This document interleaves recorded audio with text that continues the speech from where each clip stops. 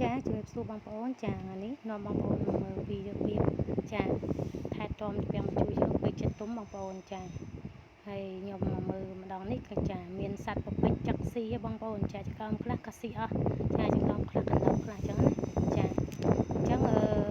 យើងការពារពាំងជួយយើងពេលចិត្តទុំចាហើយពាំងជួយនេះអត់តន់ទុំបែបទេតែសត្វប្រពេចវាចឹកហើយឥឡូវនេះខ្ញុំយកស្បៃចាតែស្បៃយកច្រោះបងប្អូនច្រោះអញ្ចឹងទៅពាំងជួយយើងនៅដោយសារតែយើង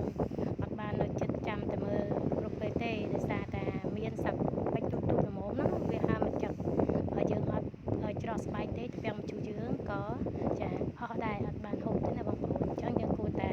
ច្រោះស្បែកចាហើយបើបងប្អូនមានស្បែកបងប្អូនមានกระดาษខ្ចប់បងប្អូនចាខ្ចប់ធ្វើមកចិត្តតែយល់ល្អយកស្បែកដូចខ្ញុំអញ្ចឹងទៅចាគឺសត្វពេចចឹងអត់បានទេអញ្ចឹងណាបងប្អូនចាហើយពាំងជួយចាប់ដើមទុំបដាបងប្អូនតែគាត់ថាវាអត់ទាន់បែបទេចាប្រែពណ៌ចាមានកោបខ្លះប្រែពណ៌សឹកតែទាំងអស់ហើយចាផ្លែពណ៌ខ្មៅតែអត់មានគ្រាប់ចាពូជនេះចាពូជពាំងជួយនេះឲ្យផ្លែវាផ្លែពាំងជួយខុសរដូវបងប្អូនចាផ្លែពាំងជួយខុសរដូវរឿងពិបាកថែទាំជាងពាំងជួយយើងផ្លែត្រូវរដូវទៀតចាផ្លែពាំងជួយដែលផ្លែត្រូវរដូវគឺចាប់ពីខែចា11ទៅចាចាប់ដើមដាច់ទឹកភ្លៀងហើយអាកាសធាតុចាប់ដើមចុះត្រជាក់ហ្នឹងហើយគឺជាខែរដូវពាំងជួយដែលផ្លែផ្កាពេលហ្នឹងហើយធំធាត់ហើយផ្លែឆ្ងាញ់ចាគឺពេលហ្នឹងដែរចាហើយអានេះគឺជាខែចន្លោះខែ4ចាពាំងជួយនេះវាផ្លែចំខែភ្លៀងខែខុសរដូវចាដោយសារតែយើងថែទាំដាក់ជីដាក់ដោះពេលដែលយើងកាត់បាច់មែកដើម្បីឲ្យវាលាស់ត្រួយបំពង់ឲ្យច្រើនពេញទ្រើងវាក៏ចេញផ្លែផ្កាឲ្យយើងតាមនឹងដែរបងប្អូនចាមែកណាដែលវាកម្លាំងវាក៏ចេញផ្លែផ្កាឲ្យយើងចាពេលដែលចេញផ្លែផ្កាយើងគ្រាន់តែថែទាំទៅដើម្បីបាន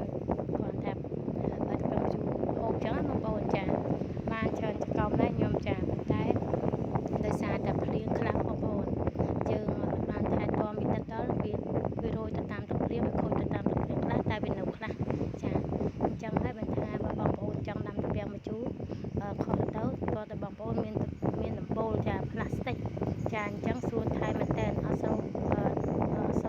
ហត់ក្នុងការមើលថែទេតែបើសិនជាពាំងជូរដែលយើងដាំតែផ្លែឲ្យត្រូវរដូវទេគឺយើងអាចចាំដាក់តង់បានដែរអញ្ចឹងណាចាតែនេះវាផ្លែត្រូវរដូវហើយនេះជាដើមពាំងជូរខ្ញុំដាំក្រោយទៀតចាក្នុងលូស៊ីម៉ងចា3លូ4លូចាតែលូនេះខ្ញុំតាមមុនបន្តអញ្ចឹងណាបងប្អូនចាពេលដែលយើងទៅសាកាត់បាច់មែកចាវាបានចេញផ្លែផ្កាឲ្យខ្ញុំអានេះជាប់បានប្រហែលចង្កោមដែរតែខ្ញុំមិនចង់ឲ្យផ្លែហ្មងទេដោយសារតែខ្ញុំថែទាំដាំពាំងជូរដាំត្បូងខ្ញុំថែទាំឲ្យបែកមែកច្រើនសិនណាបងប្អូនទឹកបានផ្លែមកវាចំណេញពេលយើងចំណេញនឹងជីដែលយើងប្រើចានេះគឺជាជីដែលខ្ញុំផ្ធ្វើខ្លួនឯងជាជីកំប៉ុស្តចាមានជីកំប៉ុស្តជីផ្លែឈើទុំលុយដែលយើងបាបធ្វើជាជីដែលជំនួយផ្លែ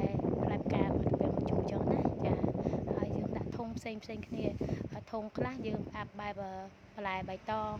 បន្លែជាខាងផ្ទះបាយចាបន្លែដែលយើងសល់ពីធ្វើម្ហូបយើងដាក់ធុងផ្សេងហើយបើផ្លែឈើទុំដូចជាស្វាយមានផ្លែមានផ្លែខ្នុរដែលសបកខ្នុរច្រាំងខ្នុរដែលវាមានរសជាតិផ្អែមបងប្អូនគឺផ្អាប់ទុកដល់ឡែកដើម្បីយកប្រើលើដំណាំពាំងជួយយើងហើយវាកាត់ថយនៃការចំណាយទៅទិញជីគ្រាប់ពេលយកមកប្រើបងប្អូនចាមានជីអាចមកស្ងួតចាអញ្ចឹងអាហ្នឹងក៏អត់ទៅទិញគេដែរ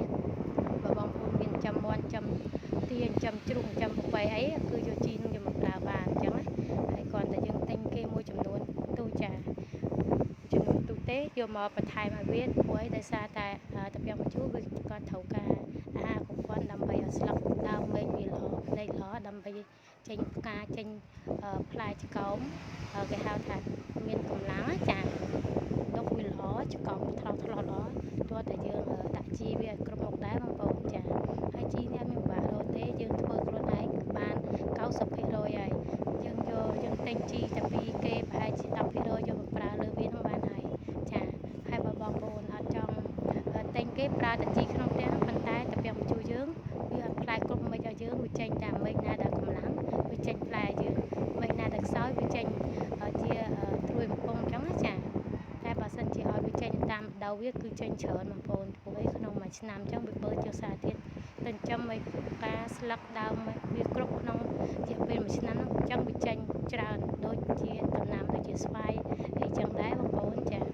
ក្នុងមួយឆ្នាំវាផ្លែម្ដងគឺវាច្រើនតែបើថាចង់ឲ្យវាផ្លែក្នុងរដូវចាក្នុងរដូវខុសខែវានឹងចេញតាមនោះដែរបើយើងមើលថែតាមកដាក់ជីដាក់អីមើលថែបំពន់វាអញ្ចឹងចាហើយខាងលើខ្ញុំសារធ្វើអត់មួយប្រព័ន្ធដើម្បីបាញ់ជំនួយចាពេលខ្លះខ្ញុំប្រើទឹកដោះគោស្រស់ចាលាយជាមួយនឹងប៊ីចេងក៏បាញ់វាអញ្ចឹងទៅដាក់បាញ់ដើម្បីឲ្យស្លឹកវាធំល្អអញ្ចឹងណាបងប្អូនចានេះគឺជាវាមកជួយខ្ញុំគ្រប់តង់ដោយសារតែវាមានផ្កាអញ្ចឹងខ្ញុំត្រូវតែគ្របបាតយើងអត់គ្របទេវាត្រូវភ្លៀងរាល់ថ្ងៃយើងអត់សូវមានពេលថែវាអត់កាន់ផ្កាយើងទេវាខូចអញ្ចឹងណាតែបើយើងអាសាប្រើ